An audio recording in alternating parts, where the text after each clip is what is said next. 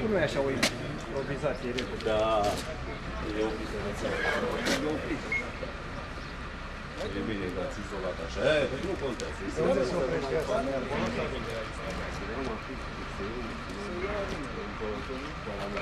Mai din George.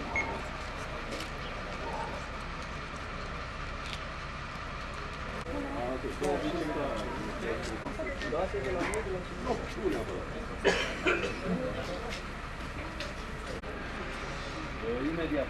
Stați așa să întrebuie și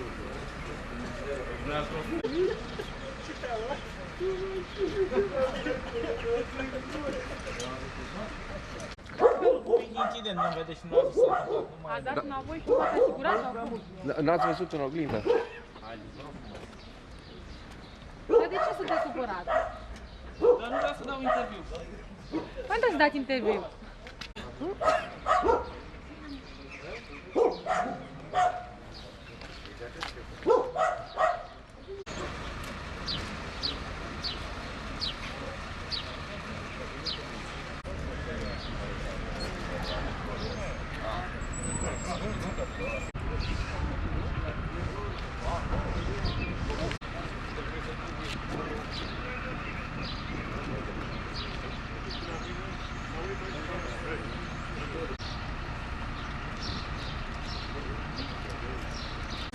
Ce zice, unde e băiatul?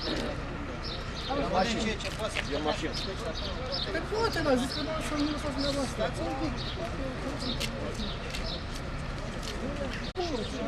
Sunteți cu copilul la spital? Da, cu copilul la spital. Și nu mai puteți ieși? Nu pot ieși, nu vedeți ce se întâmplă. Dar ați auzit ce s-a întâmplat? Normal că văd. Adică lăsați-mă.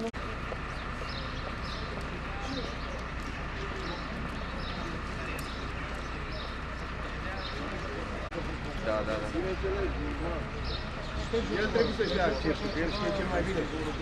Copiii, gazele, ei trebuie să-și dea accesul.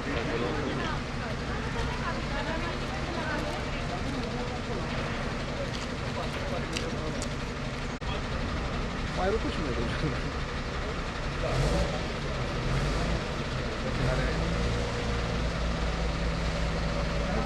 Dorin de la mine.